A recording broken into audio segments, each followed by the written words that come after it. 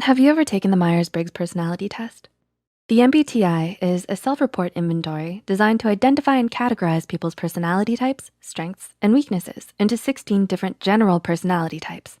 The rarest category is INFJ, which stands for introverted, intuitive, feeling, and judging. People with this personality type are known to be gentle, thoughtful, and kind-hearted. However, with all the attention that the positive traits of INFJ receive, it's also necessary to focus on the negative aspects as well to provide a more realistic view of the INFJ personality type. So here are the main traits of the dark side of INFJ. Before we begin, we would like to make a disclaimer that this video is based on the Myers-Briggs type inventory, which is just a theory and has personality types that are just rough tendencies rather than strict classifications.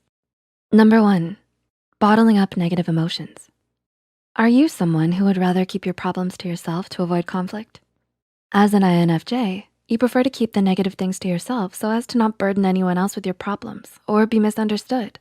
But because you're so used to being a source of comfort for others and are used to adapting to the needs of others instead of prioritizing your own problems, you also have a tendency to lash out when someone wrongs you.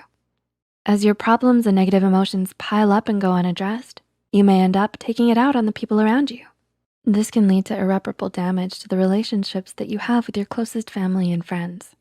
Number 2, abruptly cutting people out of their lives. Have you felt overwhelmed and burdened by someone else's emotional needs? One of your main traits as an INFJ is that you're extremely sensitive and empathetic. However, when you have a tendency to always put yourself in other people's shoes, you end up experiencing an immense amount of emotional pain. Because of this, you might abruptly decide to cut people out of your life. While there are many situations where it's the right choice to cut people off, such as if they're emotionally abusive or deceptive, there are also times when you might have made too quick of a decision and lose a relationship that was actually worthwhile.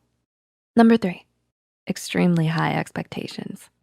Do you tend to expect a lot of things from the people you know? While it's normal for you as an INFJ to set extremely high expectations for yourself, you also have the tendency to set brutally high expectations for other people, especially family, close friends, and romantic partners. This is why you may feel like you're always experiencing disappointment or frustration from being let down all the time. But when you set unrealistic goals in life and seek only relationships that fit your idea of perfect, it can make it hard for people around you to actually connect with you.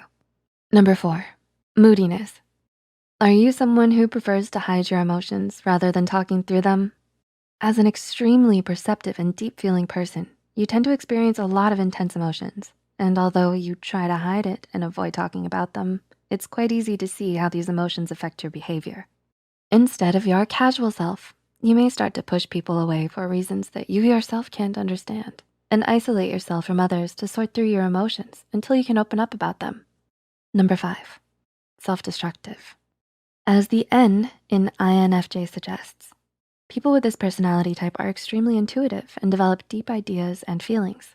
While this is often seen as one of your greatest advantages, it can also cause some trouble. Similar to how you can understand and feel emotions on a deeper level, you can also overthink and create problems in your mind that do not exist.